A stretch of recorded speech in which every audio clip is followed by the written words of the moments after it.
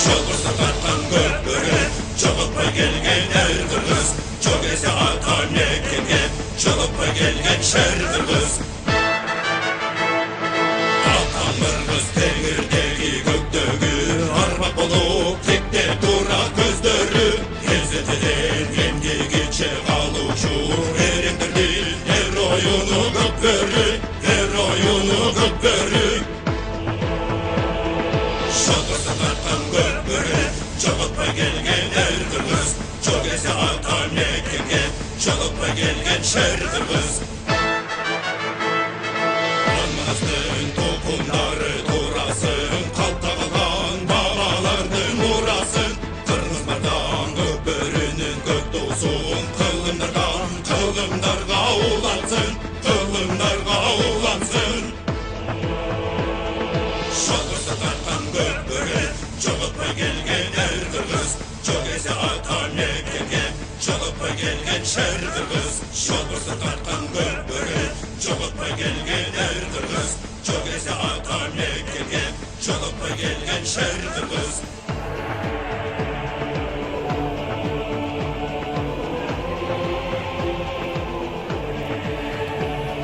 Nooruz майрамына карата уюштурулган Аккула ат майданындагы көпбөрү боюнча 8-1 финалдагы кезектеги беттеш Талас жана Нарын командаларынын ортосунда.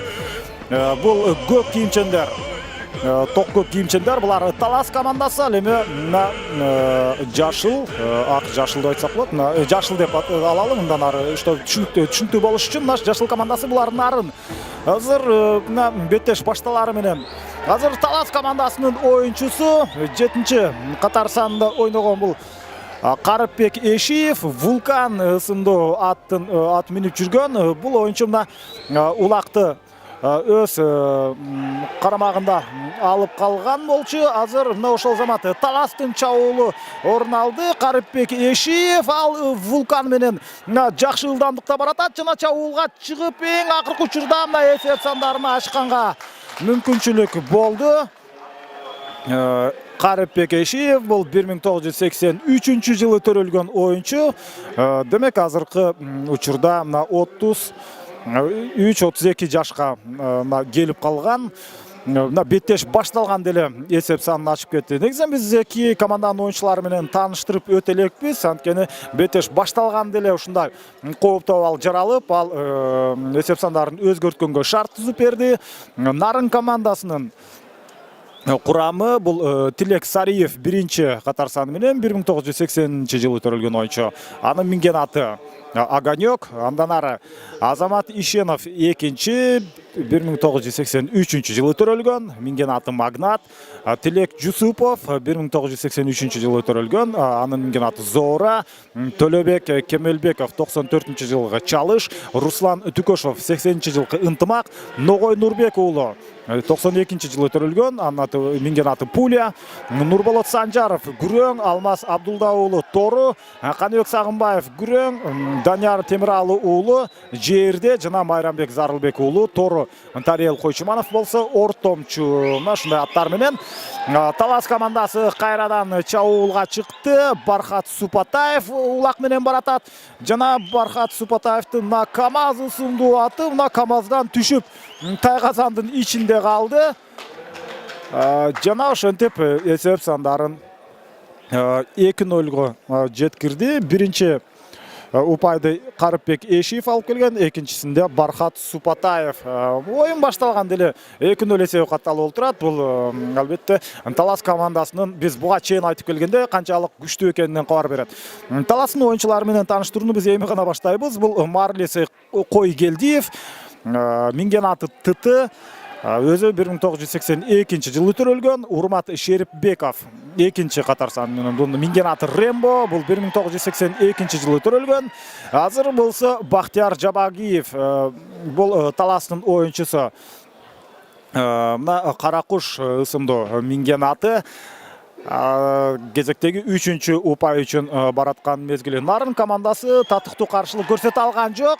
Ошентип бул жерден Бахтияр Жабагиев Каракуш менен барып өз командасына 3-чү упайды алып келди. Бул Нарын командасы, негизи Нарындын кара жылгасынан келген оюнчулар алгачкы ирет бул беттешке келип отурат. Негизинен расмий беттештерге ушул Көкбөрү Федерациясы уюштурган бул оюнга алгачкы жолу чыгып жаткандыктан ушундай Таластай бул турнирдин негизги фавориттеринин бири болгон Таластай командага каршылык көрсөтүү аларга бир топ кыйын болууда.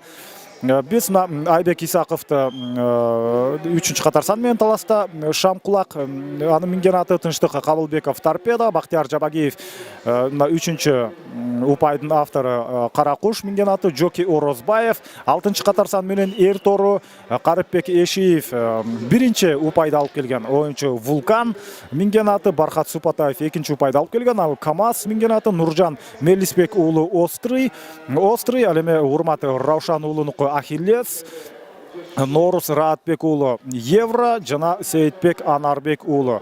Нашыл Жишан Алсеитовдун энеси Сейитбек азыр дал ушул командада Чагылган ысымдуу аты менен Талас командасында оюнун жүргүзүүдө. Мына эми ортолук бөлүктөн жекеме-жеке чыгуу орун алууда. Урмат Раушан уулу жана ага каршы Болотбек Кемелбеков. Болотбек Кемелбеков азамат ушинтип таластык оюнчуга каршылыкты алгач ирет бир ирет көрсөтүп алды, бирок албетте Урмат Раушан уулу ал 1-чи номер менен иштейт. Оңой менен Болотбек Төлөбек Кемелбековду улакка жакындатышы мүмкүн эмес. Чыныгы күрөш бул жерде мына аттардын күрөшү деп айтсак болот. Андыктан бул Төлөбектин аты Чалыш, минген аты ал эми Урмат Раушан уулунуку Ахиллес. Ахиллес менен Чалыштын тирешинде Ахиллестин ээси Урмат ийгиликтүү болуп чыккан, бирок ошол замат Төлөбек ага каршылык көрсөттү. Урмат Раушан уулу чабуулда ага каршылык көрсөтө турган бир да оюнчу жок. Ал эсеп сандарын албетте дагы өзгөртүшү керек. Дал ошондой 4-0 Талас командасынын ишенимдүү алдыга чыгып баштоосу.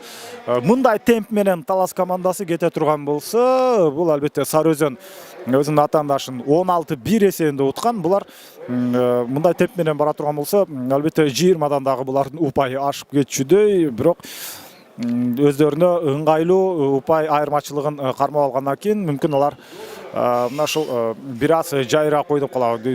Бул темп менен таптакыр бул Нарын командасы аларга тоскоолдук кыла албайт. Азыр мына Нарындын оюнчусу Ногой Нурбек уулу улакты жерден көтөрүп кетти эле, бирок аянттан сыртка чыгып кетти. Кезектеги жекеме-жеке кайрадан эле Урмат Раушан уулу ортого чыкты. Төлөбек Кемелбеков. Төлөбек менен кайрадан Урмат, ал эми минген аттар Чалыш менен Ахиллестин каршылыгы. Калыс ортого кирип, өзүнүн эрежесин айтып өткөндөн кийин Ахиллес Чалышты азыр жакын жолотпой улакка жакын турган мезгили. Урмат Раушан уулу буга чейинки көрүнүштө ушунчалык көнгөн жакшы аттар бири-бирине Чалыш менен Ахиллестин тирешинде. Азыр Урмат улакты жерден көтөрүп кетип, кайрадан өз карамагына алды. Урмат Раушан уулу ушунчалык өзүнө ишенимдүү, оор басырыктуулук менен эч кандай ойлонбостон улакты өз карамагына ала алды. Эми эң башкысы аянттан сыртка албетте бул жерден чыгып кетиш мүмкүн эмес. Кезектеги чабуул.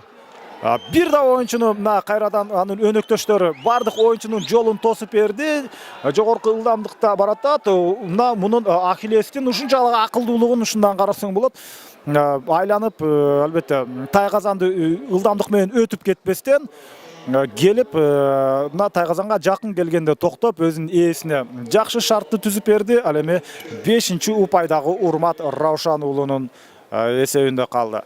Чыныгы күчтүү команда экени ушундан билинип отурат. Нарын командасы таптакыр каршылык көрсөтө албай, оюн талаасында бир эле команда жүргөндөй таасир калтырууда. Албетте каршылык бар, бирок эми мынчалык алсыздык талас командасына аларга тоскоолдук кылганга такыр мүмкүнчүлүк болбой жатат. Алар жекеме-жеке күрөштө дагы утулууда жана ушундай позициялык абалдан дагы атандаштарга утулуп, тайгазанга жакын бараткан учурда бардык оюнчулар. Азыр кезектеги чабуул Нуржан Мелисбек уулу острый ысымдуу аты менен барып, албетте анын артынан эки оюнчу барып калган. Ошондуктан шашып бараткан болсо кезектеги аракет ийгиликтүү. Нуржан Мелисбек уулу ишке ашыра албаган учурда өзүнүн өнөктөшү Сейитбек, мына ушул Жишандын ийнеси, бул 6-чы упайды өз командасына алып келди. Сейитбек 1992-жылы төрөлгөн.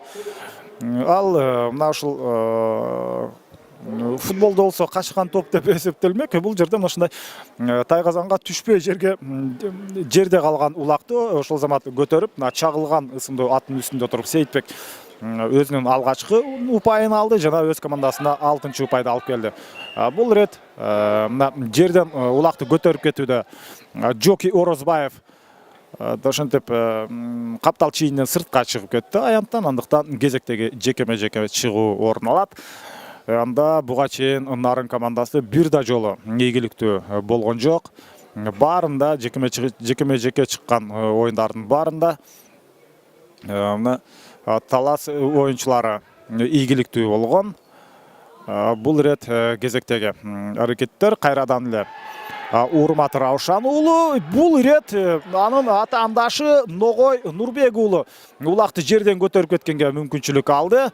Эми булардын позициялык чабуулу кандай болот? Бул биринчи кезекте улакты өзүндө алып калууга жетиши керек. Ал канчалык ийгиликтүү болот? Мына каптал чийиндин жанында турушкан улак аянттан сыртка чыгып кеткен. Демек кезектеги жекеме-жеке чыгуу орун алат.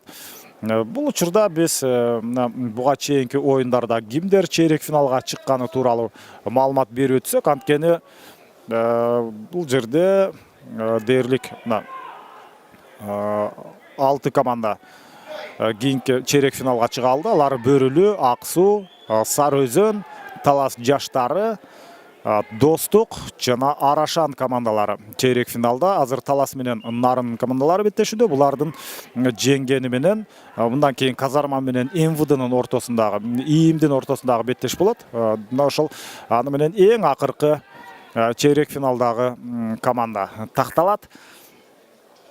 Азыр болсо мына жекеме-жеке чыгууда. Кайрадан эле Урмат Раушан уулу ортодо, анын атаандашы ошол эле Төлөбек Кемелов. Төлөбек Кемелов менен Урмат Раушан уулу алар жалаң гана жекеме-жеке чыгууда бири-бирине каршы ойноп жатат. Жок, бул жерде Урмат Раушан уулу эмес, Норус Раатбек уулу чыккан. Анын минген аты Евро. Мына Евро азыр атаандашын улакка жакындаткан жок. Ошол замат Төлөбек Кемелбеков чабуулга өтүп көрдү. Тагыраагы улакты жерден көтөргөнгө бул жерде биз Норус Раатбек уулу албетте бир аз жашыраак. Бул 1995-жылы төрөлгөн. Азыркы учурда болгону 20 жаштагы оюнчу. 21 жашта, 20дан 21ге өтүп бараткан оюнчу. Андыктан бул тажрыйба албетте сөзсүз түрдө аздык кылат. Эми жаштайынан ат жалында чоңойгон оюнчу болсо дагы бул Көкбөрү деген чоң оюн. Норус Раатбек уулу улакты өз карамагына ала алды. Ага каршы ойноп жаткан Ногой Нурбек уулу улакты талашып көргөн. Бирок Норус чабуулга чыгып, Норус жана анын өнөктөшү Сейитбек. Мына Норус менен Сейитбек экөө чогулуп, эсеп сандарын 7-0 жеткирди. Раатбек менен Норuz. Бул беттеште демек биз мындай ким жеңишке ээ болот деген суроого азыр эле жооп алып койдук десек болот. 7-0 эсеби татыктуу ватандаштык. Бул жөн гана эсеп жагынан эмес, чынында оюндун өзүнөн кимдин күчтүү экени бул жерде көрүнүп турат. Бир гана суроо бар. Албетте бир нече суроо бар. Алардын негизгисинин бирөөсү Талас командасы Нарынга дагы Нарындын тайгазана дагы канча жолу улакты салат деген суроо.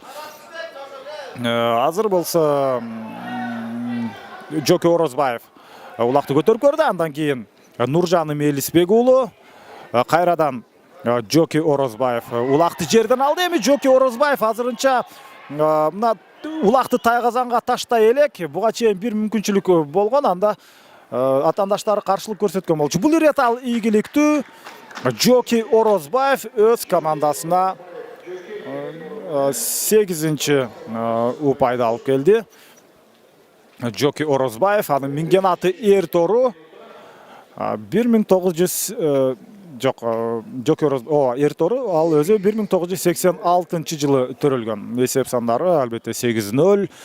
Ишенимдүү айырмачылык. Талас командасы Нарынга бүгүн чейрек финалга чыкканга таптакыр мүмкүнчүлүк бербей турганы анык болуп калды. Бирок Талас командасы тагыра Нарын командасы бул оюнда утула турган болсо, анда Казарма менен ИИМдин командасынын кимиси утулса, мына ошол оюнчу менен ойнойт. Анткени булар алыстан кара жылгадан жол картып келишти. Атайын келип болгону бир гана оюн өткөрүп кеткени бул туура эмес болуп калат. Ошондуктан булар башка сеткадагы эки команданын жеңилгени менен ойноп дагы бир оюнду өткөрүп кетишет. Азыр жерден улакты көтөрүү аракети көрүлүп жатат. Бирок жерден улакты көтөрүү оңой эмес. Алгачкы тайм дээрлик аягына жакындап бараткан учурда Нарын командасы эми гана бир аз өзүнө келе баштады окшойт. Ал мезгилде Жоки Орозбаев улакты жерден алганга да бир жолу аракет кылып көрдү. Жана Азамат мына улак колдо кезектеги чабуул бул жерден орун алат. Айбек Исаков мына Шамкулак аттуу аты менен барып, ой кандай кооз эсептин өзгөрүшү мына ушундай тайгазанга улакты мына көкөлөп барып түшкөн учуру жана 9-0. 9-0 бул Айбек Исаков 1992-жылы төрөлгөн, минген аты Шамкулак. Айбек Исаков демек азыр күйлүү күчтүү күчкө толуп турган учуру дагы албетте 4 мүнөт бар экен бул беттештин бүтөрүнө. Азыр болсо биринчи аракет менен ошол замат улакты Сейитбек алып кеткенге аракет жасап көрдү. Бул Сейитбектин бир тууган агасы Жишан мына ушул Арашан командасында өзүнүн өнөрүн көрсөтүүдө. Ал эми бул жерде эми эки оюнчу келип Карыпбек Эшиевке улакты Тынчтык Кабылбеков өткөрүп берди. Эми Карыпбек Эшиев Вулкан ысымдуу аты менен мына Вулкандын ылдамдыгы жана Вулкандын үстүндө Карыпбек Эшиев мына өзүнө ыңгайлуу улакты көтөрүп алды. Бул Вулкандын абдан жакшы билесиз, буга чейинки чабуулунда да дал ушундай болгон. Ал Вулкандан атырылып чыгып, Вулкандан үзүлүп барып дал ушул жерден тайгазанга улакты таштады. Жана Карыпбек Эшиевдин бул экинчи жолу тайгазанга улакты ташташы. Ал эми эсеп сандары 10. Бул юбилейдик упай. Карыпбек Эшиев биринчи жана 10-чу улакты тайгазанга таштады. Кайрадан оюн уланат. Биринчи таймга дагы убакыт бар. Эсеп сандары мындан ары дагы өзгөрүшү мүмкүн. Ал мезгилде улак жерде мына сүрмө топтун ичинен кимиси улакты алып кетет. Ой Азамат Жоки Орозбаев улакты алары менен ошол замат чабуулга чыкты. жана Жоки Орозбаев дагы ийгиликтүү. Улак Тайказанда 11-10. Жоки Орозбаев дагы экинчи өзүнүн ийгиликтүү аракетин жасады. Жоки Орозбаев анын минген аты Эртору, өзү азыр 30 жаштагы бул улакчы. Ушундай бул Талас командасында дээрлик албетте алсыз оюнчу жок. Анын баары күчтүү, чыныгы чебер. Кыргызстандын улуттук курама командасында ойноп жүргөн оюнчулар. Бул ирет алгачкы аракет Сейитбектин аткаруусунда болгон жок. Ал эми Нарын командасынын Ногой Нурбек уулу улакты жерден алганга аракет жасап көрдү. Улакты кармап барып, бирок эң аягында гана толук мүмкүнчүлүк ала алган эмес. Ал ортодо Талас командасы кайрадан чабуулга өтөм деп, бирок Нарын командасынын оюнчулары мына өз карамагында алып калды. Эми Ногой Нурбек уулу Нарын командасындагы эң активдүү оюнчулардын бири дал ушул Нурбек. Жана улак мына аянттан сыртка чыгып кеткендиктен эми ортолук бөлүктө кезектеги жекеме-жеке чыгуу орун алат. Улак ушул тегерек аянттын ортосунда эмес, андыктан аны азыр бир да оюнчу улакты ортолук бөлүккө коюп берчүлөй туру жок. Эми мына Таластын оюнчусу аны ортого койгондон кийин Азамат ойлогондой так ортого коюп берди. Төлөбек Кемелбеков жана Урмат Раушан уулу.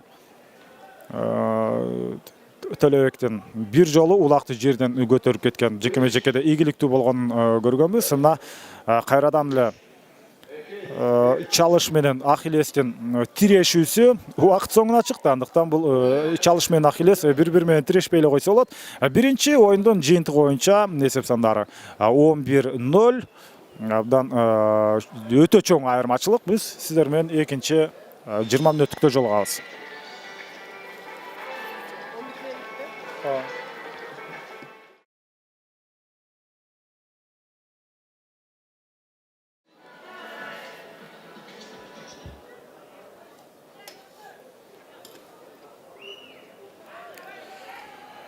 Нарын менен Талас командаларынын 8-1 финалдагы беттешинин экинчи таймы. Биринчи бөлүктүн жыйынтыгы боюнча 11-0 эсебинде Талас командасы алды да, экинчи таймда башталары менен ошол замат Карипбек Эшиев мына Вулкан менен азыр атырылып бараткан мезгили, бирок бул ирет ал ийгиликтүү боло алган жок. Анткени анын жанынан Азамат Ишенов чыгып калган. Мына кайрадан дагы бир сыйра жок, бул албетте булардын ушул жерде азыр Эшиев, Карипбек Эшиев өзүнүн өнөктөшүнө улакты алып берем деп, өткөрүп берем деген учурда каршылык улакты жерге түшүрүп алган. Кайрадан Карипбек Эшиев мына өзү жерге таштаган улакты көтөрүп кеткенге аракет кылды эле. Эми Сейитбек мына Анарбек уулу азыр ишенимдүү бул жерде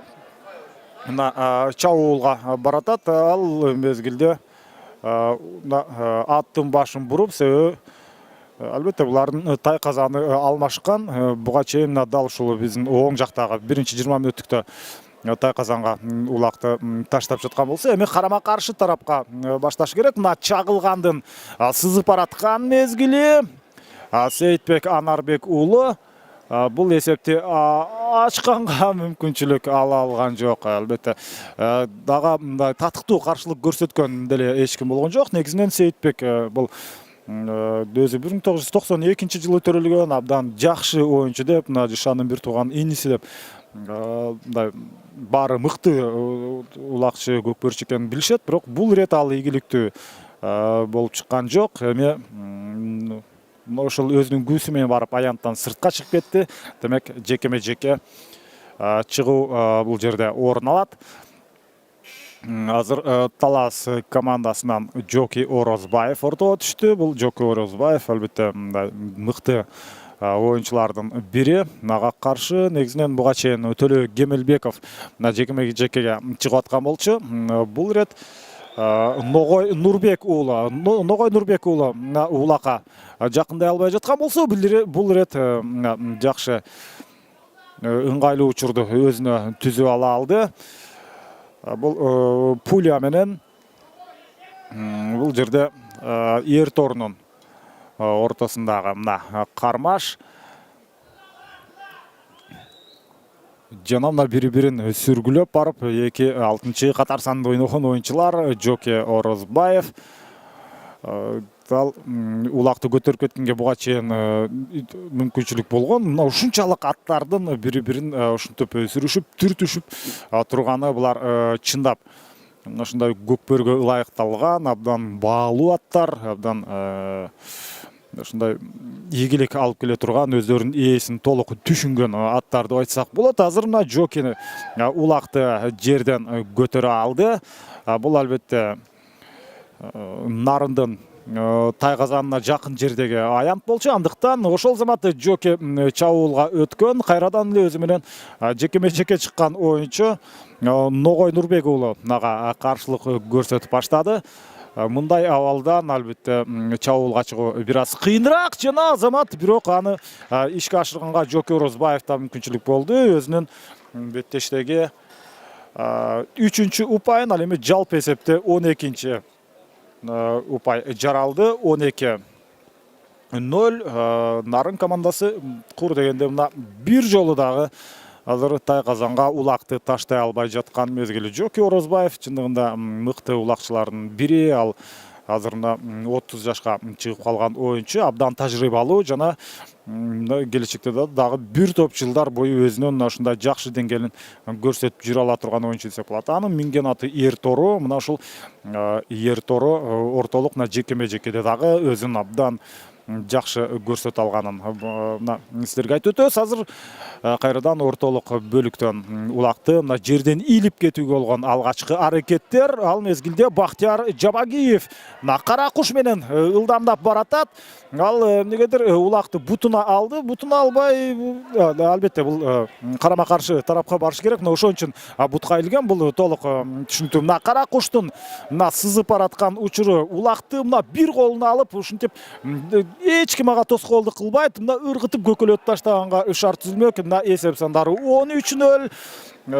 Бул жерде Бактияр Жабагиев мына 3-чү упайды өз командасына алып келген, жана 3-чү жана 13-чү. Бул дагы ушундай бул жакта Карипбек Эшибаев бар. Ал 1-чи жана 10-чу упайды алып келген, бул болсо 3-чү жана 13-чү. Бул символикалуу көрүнүштөр. Бактияр Жабагиев 1989-жылы төрөлгөн оюнчу. Азыркы учурда демек 26-27 жашка келип калган. Абдан жакшы жагынан дал ушул жерде Бактияр көрсөтө алган. Кезектеги улакты борбордук бөлүктөн алууга болгон аракет. Биринчи аракеттен эле улак жерден көтөрүлдү. Нуржан Мелисбек уулу бул азырынча улакты мына тайгазанга сала элек. Демек, азыр мына ушул алгачкы өзүнүн упайын алганга мүмкүнчүлүк бар. Анын ага каршылык көрсөтө турган бир дагы оюнчу бул жерде көрүнбөй турат. Нуржан Мелисбек уулу жана 14-0 бул албетте Достук командасынын рекордун кайталады. Анткени Достук 14 жолу тайгазанга сала алган. Буга чейинки Ак Тала менен болгон беттеште ал эми азыр Талас командасы мына ошол Ош облусунан келген Достук командасына теңеди. Бирок алар 3 таймдын жыйынтыгында 14 упай жеткирген. Ал эми Талас командасы ушундай экинчи бөлүктүн ортосуна жете элек учурда эле.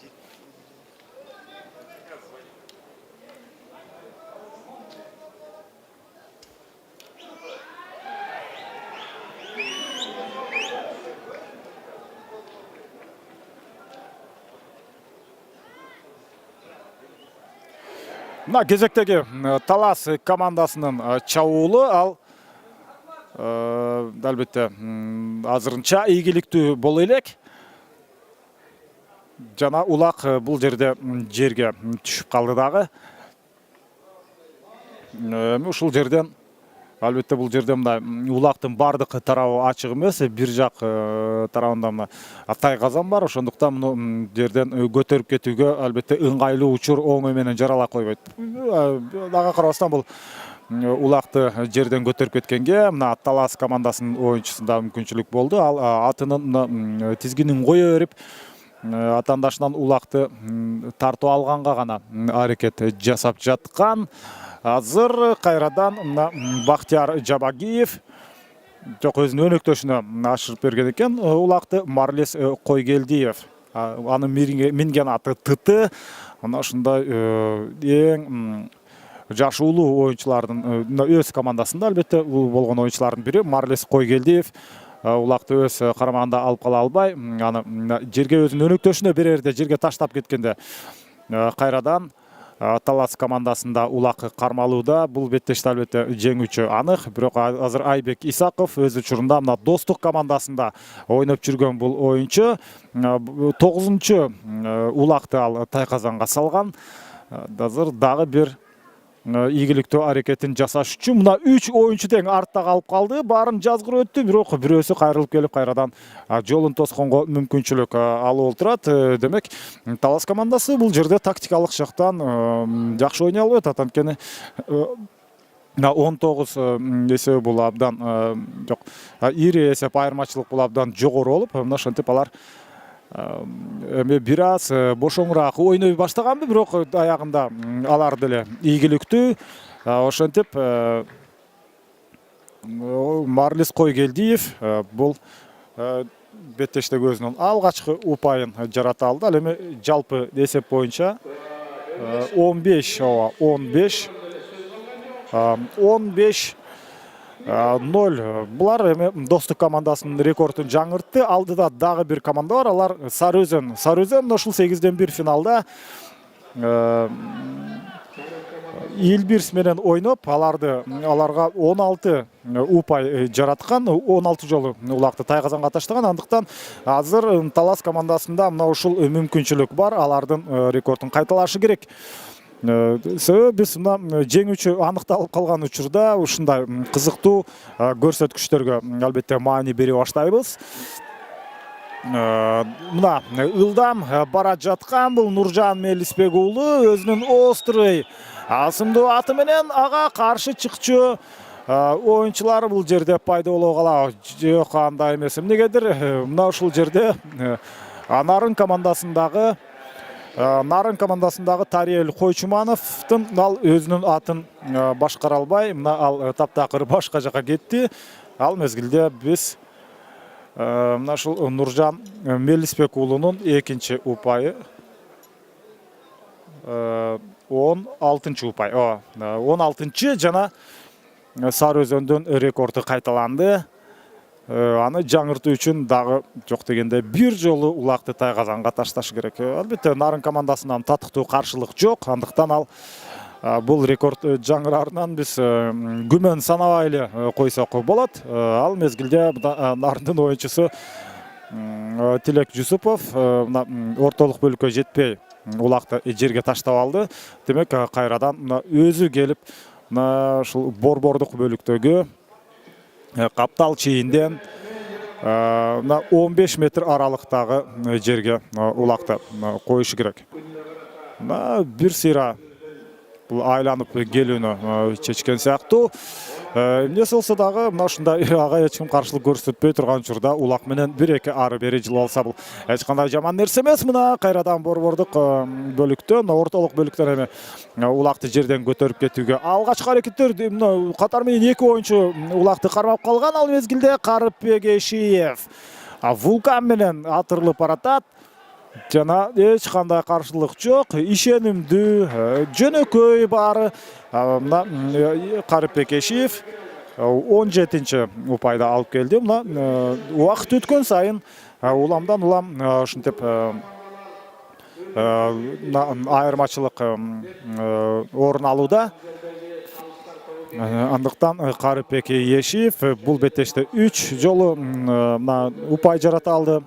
Улакты атаандаштардын Тайқазанына салдандықтан бұл 1-ші, 10-ші жана 17-ші улақты Тайқазанға салған. Бұл рет мына таластықтар Нуржан Мелисбек уулу анын колунда улак баратат. Анын мына тегерегинде ата-анашынын 4 оюнчусу тең келип, бирок мына эч кимисе улакты тартып алганга мүмкүнчүлүк ала алган жок. Азыр болсо мына кайрадан эми Вулкандын бул жерде чабуулу жок, ал өзүнүн өнөктөшүн ашырып берди. Урмат Раушан уулу Ахиллес менен баратат.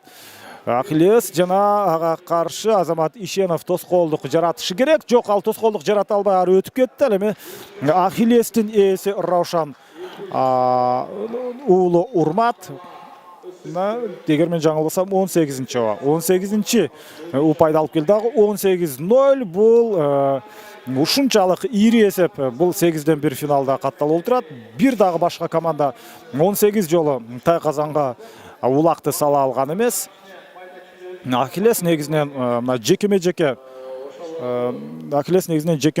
оюнда ушундай өзүн жакшы жагынан көрсөтсө, бул рет мына ушундай жебедей сызып барып Тайқазанга улакты таштаганга өзүнүн ээсине шарт түзүп берди. Кезектеги мына ортолук бөлүктө улакты алуу үчүн болгон аракеттер башталды. Нарын командасынын алгачкы аракети ийгиликтүү эмес. Эми ортолук бөлүктөн мына ушунчалык булар ийкемдүү ойноп, мына бир эңкейгенде улакты жерден көтөрүп кеткенге Жоки Орозбаевда мүмкүнчүлүк болду. Жоки Орозбаев дагы деле анын колунда улак. Ал мына ээн эркин, эч кандай тоскоолдук жок жана ишенимдүү. 19-чу упай жана Жоки Орозбаев бул мына эр торунун үстүндө барып 19-чу упайды алып келди. Эсеп жагынан мына дал ушундай абдан чоң көрсөткүч. Демек беттеш жаңы башталган деле айтып өткөн болчу. Мындай темп менен кете турган болсо, булар 20дан ашып кетиши мүмкүн деп. Мына ошол азыр 19-чу упай келди. Жоки Орозбаев ошентип бул жерде 4 жолу Тайқазандан Тайқазанга улакты сала алды. Азыр бул жерде фаль старт. Андыктан албетте ортолук бөлүккө улак ташталбай алган. Бул рет дагы Нарын командасынын оюнчусу Тариел Койчумановда мүмкүнчүлүк болгон жок. Ал улакты мына жерден алып барып, мына ушул ортолук бөлүккө койду. Эми мына старт алып 20-чы упай үчүн аракеттерин албетте Талас командасы жасайт. Ал эми Нарын командасы алар жок дегенде бир упай алганга аракет кылышы керек. Бир жолу Тайқазандан атайын ат артып, ошол Нарындан келип Тайқазанга расмий беттеште бир дагы жолу улакты сала албай калса, албетте бул өкүнүчтүү. Негизинен Нарынды командасын түшүнсө болот. Алар абдан күчтүү командага туш келип калды. Татыктуу атаандаштыкты көрсөтө алган жок. Мындай жерде мына ушундай Нарындын оюнчулары ушунчалык алсыз деген бул дагы туура эмес болуп калат. Анткени бул жерде жөн гана Талас командасы күчтүү. Ошондуктан мындай беттеш башталган деле жеңүүчү ким экени аныкталып калды. Алгачкы бир 4-5 мүнөттө эле алар ири эсепте каттап салышкан. Андыктан бул команда биринчи жолу мына ушундай расмий беттешке катышып атат. Андыктан бул жагынан дагы булардын оюн келечеги алда. Мына жекеме-жеке чыгуу азыр Тилек Сариев Аганёк деген аты менен таластык улакчыга каршылык көрсөтүүнүн аракетин жасоодо. Ал мына кайсыл жактан келип мына түрткүлөп сүргүлөп көргөнү менен ал ийгиликсиз болуп, мына экинчи номер менен иштегенге аргасыз. Нооруз Раатбек уулу болсо бир эңкеби менен улакты өз карамагына алып ала алды. Ошол замат бирок Тилек Сариев бул ага каршылык көрсөтүү менен алек. Азыр мына эми мына ушул Тилек Сариевдин каршылыгынан кутулуп чыгуу үчүн Норус Раатбек уулу ылдамдыкты бул жерде күчөтүшү керек. Жок, өзүнүн өнөктөшүнө берип койду. Эми Бахтияр Жабагиев кара куш менен сызып барат. Жок, бул жерде атын өзгөртүп алган экен. Жоки Орозбаев минген атын Жоки Орозбаев эр тору дал ушундай, кара куш эмес, эр тору менен кара куш. Жок, эң башкысы ал эмес, эң башкысы мына деме Сейитбек Анарбек уулу улакты өз кармагында алып калды. Мына атаандаштын мына Тайказаны жака чейин барып келгенден кийин эми кайрадан чабуулга чыгышы керек. Ал мезгилде мына Нарындын оюнчусу Алмаз Абдулда уулу аны артта жазгырып өтө алды. Жана мына евро менен барып бул жерде ишенимдүү, абдан ишенимдүү Сейитбек Анарбек уулу өзүнүн 3-чү упайын жана жалпы көрсөткүчтөгү 20-0 эсеби катталды. Бул юбилейдик упай. Сейитбек Анарбек уулу бунун минген аты чагылган. Ошентип экинчи таймдагы акырындап соңуна жакындап баратат. Ал учурда чындыгында Талас командасына таптакыр тоскоолдук атаандаштык алып келе алган жок. Андыктан албетте Калыстын ышкырыгы менен бул беттеш андан ары уланыш керек болчу, бирок экинчи тайм соңуна чыкты. Эсеп сандары 20-0. Биз 3-чү бөлүктөн жолугабыз.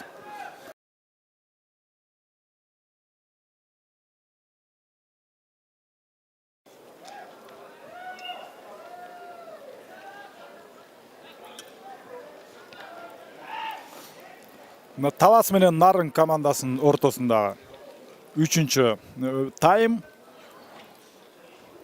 Эсеп сандары болсо 20-0. Талас командасы ушунчалык ишенимдүү.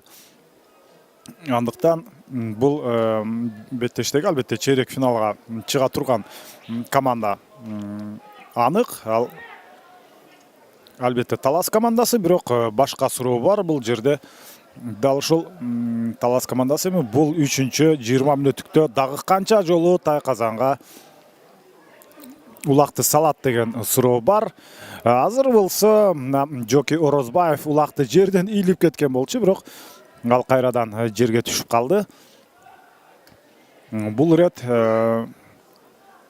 Нуржан Мелисбек уулу улакты жерден көтөрүп, эми булар албетте 3-чү таймда Тайказандарын алмашты. Демек, бул жерде ушул биздин оң тарабыбыздагы, экран оң жагындагы Тайказанга упай салышы керек. Азыр Орозбек уулуна, Мелисбек уулуна эч ким каршылык көрсөтпөй турган болчу, бирок эмне болсо дагы 3-чү таймдагы алгачкы упай бул жерде келген жок. Тайказандан албетте улак орун ал элек. Азыр мына ушул аракетти ишке ашырып аягына жете турган эң акыркы аракеттер Нарын 3-чү 20 мүнөттүктө абдан ушунчалык мындай каардуу чыккан сыяктуу. Анткени бул ирет ушинтип жок дегенде 20 мүнөттү өз деңгээлинде өткөрүүнү чечишкен сыяктуу. Ага карабастан азыр мына улак башка оюнчуга берилди. Ал дагы негедир чабуулга чыккан жок. Жоки Орозбаев бир айланып келип, ошентип 20 мүнөттөгү алгачкы упай жана жалпы эсеп 21-0. Бул Жоки Орозбаев 21-чи упайды алып келүү менен буга чейин ал 4 жолу улакты Тайказанга салган. Бул 5-чиси. Демек, мыкты бомбардирлер арасында дал ушул Жоки Орозбаев 1-чи орунга чыкты. Анын минген аты эр тору. Жана биз буга чейинки таймдагыдай эле ушундай Нарын командасынын каршылыгын бул жерде көрбөйт сыяктуубуз. Бул ирет нарындыктар жерден улакты ийилип кеткенге мүмкүнчүлүк болду. Ногой Нурбек уулу Пуля деген минген аты менен чабуулга чыкканга Талас командасы азыр мүмкүнчүлүк бербей жатат.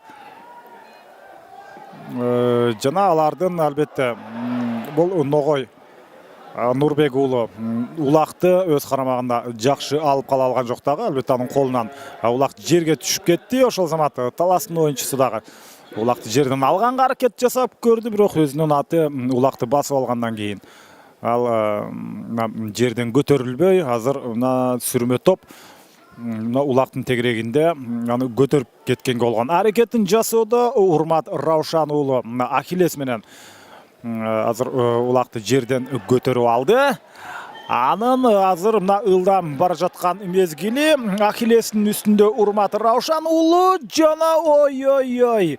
Ушунчалык мына кооз көрүнүш орун алмак эгерде улак мына Тайгазандын ичине түшсө. Тайгазандын мына алгач мына кырына тийип, андан кийин карама каршы жактагы кырына дагы тийгенден кийин Тайгазандан сыртка түшүп калды.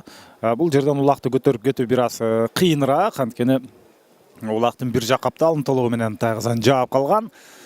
Теми ага карабастан буга чейин мындай көрүнүштөрдө улакты жерден көтөрүп кеткен учурлар болгон эле. Эми Урмат Раушан уулу кайрадан улакты өз карамагына алды. Ошол замат атаандаштары каршылыгын көрсөтүп жатканда азыр улак кимде экени бул жерде такталат. Талас командасында улак бар, бирок албетте Тайгазанга азыр Нарын командасы жакындатпай жатат. Урмат Шерипбеков азырынча ал бир дагы жолу улакты Тайгазанга таштай элек. Демек бул оюнчуда жакшы мотивация бар. Азыр мына коргоочулар уламдан улам жолунан чыгып өз Тайгазанын сактап турат.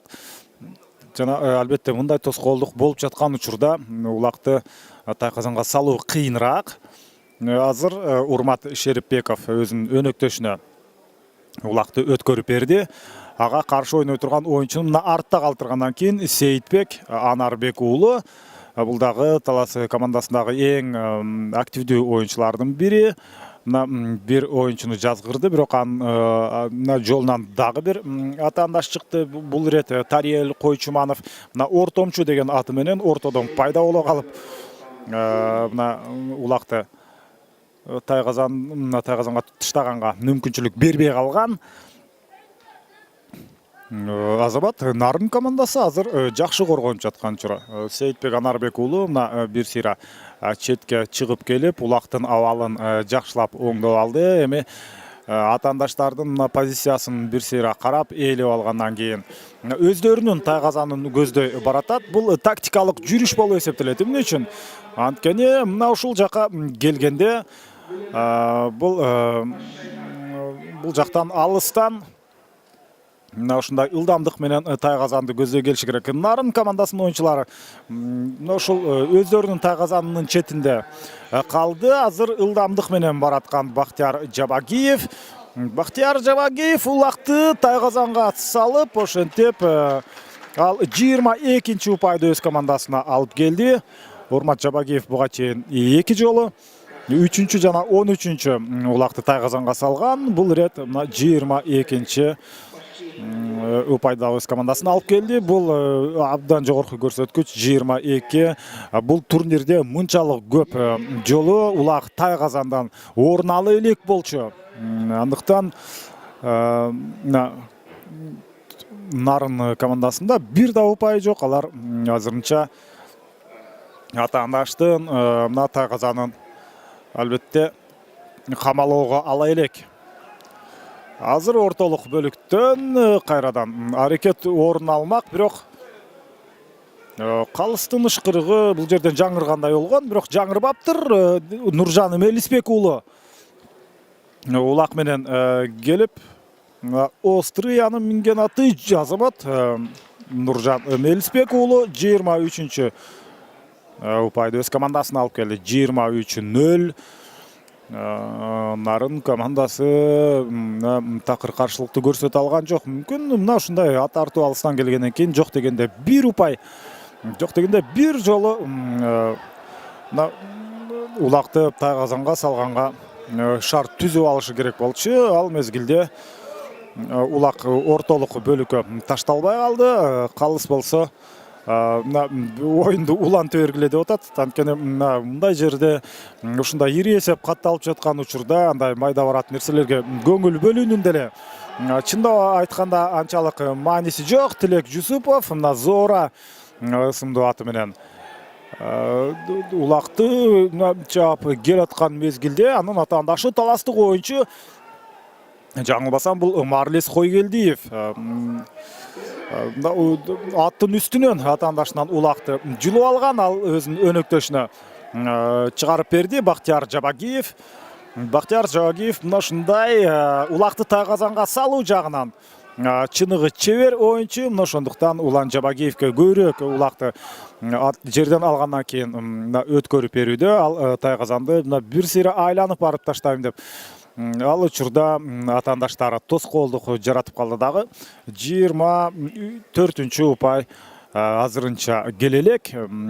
Үчүнчү таймдын бул албетте биринчи жарым бөлүгү.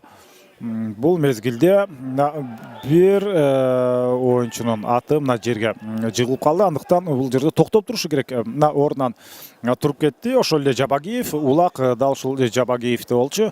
Сүрмө топ келип жерге артынан баары сүрүп такап келгенде мына ушундай жерге отуруп калганга аргасы болгон. Эми дал ушул жерден улакты көтөрүп кетүү аракети жасалат. Мындай мүмкүнчүлүк көбүрөөк Талас командасында, анткени алар көбүрөөк жерден улакты көтөрүп кеткенге мүмкүнчүлүк алган. Нарын командасы менен эгерде жаңылбасам болгону 2 жолу гана алар мына ушул 20 мүнөттөн көп убакытта 2 жолу гана улакты жерден көтөрүп кеткенге өздөрүнө шарт түзө алган. Талас командасынын оюнчусу Урмат Шерипбеков азыр аракет жасады. Андан кийин Нарын командасында 2 оюнчу чогуу улакты жерден алганга шарт түзүлгөн. Урмат Шерипбековду улак ал дээрлик 3 оюнчуну артта калтырды. Атаандашынын 3 оюнчусун ал эмнегедир шашпай улакты ушундай тайказанга анча деле таштагысы келбей алгандай түр көрсөттү. Мүмкүн ал каршы эпкинден атаандаштарды кармап андан кийин мына ушул чабуулга чыкканга аракет жасаган сыяктуу. Урмат Шерипбековдо дагы деле улак жүрөт. Ал дагы бир айланып келди. Дагы бир нече оюнчуну артта калтыруу үчүн ал мезгилде ошентип улак башка оюнчуга өткөрүлүп берилди. Айбек Исаков, бул минген аты Шамкулак. Мына ушундай эми дагы бир жөнөкөй ишке ашырылган Айбек Исаковдун аракети. Өз мезгилинде Достук командасында ойноп жүргөн бул оюнчу 24-чү улакты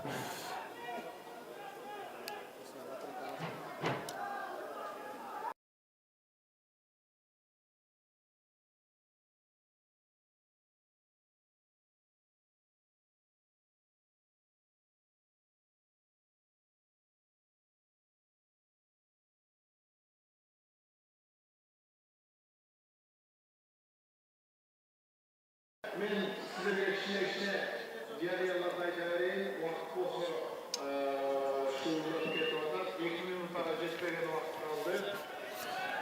Мына беттештин бүтөрүнө саналуу гана мүнөттөр бар. Ал учурда 24-0 эсеби катталып турат. Талас командасынын оюнчусу Нуржан Мелисбек уулу улакты жерден көтөрүп кетти. Ага каршылык кылып мына 2 оюнчунун кимиси тартылат. Албетте Нуржан Мелисбек уулу эч кимге улакты берген эмес. Ал өзүнүн өнөктөшү Жоки Орозбаевга улакты өткөрүп берди. Жоки Орозбаев болсо мына ары бери аракет кылып, бирок аягында мына ушундай улак болсо мына оюн талаасында калган. Эми биз 25-чи улакты көрдүк. Бул футбол тилинде азыр Норус Раатбек уулу киргизди. Бул евро менен келип, евродон ажырап барып. Негизинен мындай стилди биз 2014-жылы Бразилияда дүйнө чемпионаты болгон. Анда Ван Перси голландиялык оюнчу мына ушундай дал ушундай сүзүп барып топту атаандаштын дарбазасына киргизип, албетте иштеги Хамес Родригестен кийинки эң мыкты гол жанат экинчи орунду алган. Бул ирет дагы Нооруз Раатбек уулу дал ушундай көрсөткүчтө, дал ушундай көрүнүштө улакты тайказанга таштады. Азыр болсо нарындык оюнчу Азамат көтөрүп кетишин керек. Көтөрүп кетти аны эми Ногой Нурбек уулу жок дегенде бир упайды өз командасына алып кетиши керек эле, бирок Карипбек Эшиев аны менен макул болгон жок. Алар өз тайказанын нөлдө сактап калганга аракет жасаган. Карипбек Эшиев Вулкан менен барып жөнөкөй ушундай 26-чы упайды өз командасына жазып кала алды. Ошентип 26 жана Карипбек Эшиев бул 1-чи, 10-чу жана 17-чи упайды алып келген. Бул рет 26. 26-0. Азыр Нарын командасынын оюнду мындан ары улантканга деле каалоосу анчалык болбой калды окшойт. Бирок убакыт деген убакыт, эреже деген эреже, убакыттын соңуна чейин оюн улантылышы керек. Азыр болсо кезектеги упай үчүн аракеттер жасалат. Нарын оюнчулары мына оюндун кызуусуна бир топ эле кирип калган сыяктуу. Андыктан алар дагы ишенимдүү жерден улакты үзүп кеткенге болгон аракеттерин жасоодо. Ал ортодо биз мына дагы бир рет кийинки бөлүккө чыккан оюнчу командалардын аттарын атап, чейрек финалда кимдер беттештерин айта турган болсок, 18 мартта Бөрүлү менен Ак Суу командасы бири-бирине каршы ойнойт. Андан кийин дал ушул чейрек финалда азыр бул чабуулдан кийин гана сөздү улантабыз. Урмат Шерипбеков 27-чи ирет улакты 27-чи ирет улакты мына Тайказанга салып койду. Бул абдан чоң көрсөткүч. 27 дал ушундай эсеп. Эми бул рет биз андан ары сөзүбүздү улай берсек, мына Бөрүлү менен Ак Суу беттешет чейрек финалда. Сары Өзөн менен Талас жаштары беттешет. Алар дагы чейрек финалда, дагы бир чейрек финалда ойной турган оюнчу. Бул команда бул Достук менен Арашан. Достук менен Арашан командалары. Ал эми азыр Талас менен Нарын командасы ойноп эсеп соңуна чыкты. 27-0. Андыктан биз Талас командасын чейрек финалга чыгышы менен куттуктайбыз. Ал эми Нарындын жакшы оюндары алдыда, алардын келечеги кең деп айтмакчыбыз.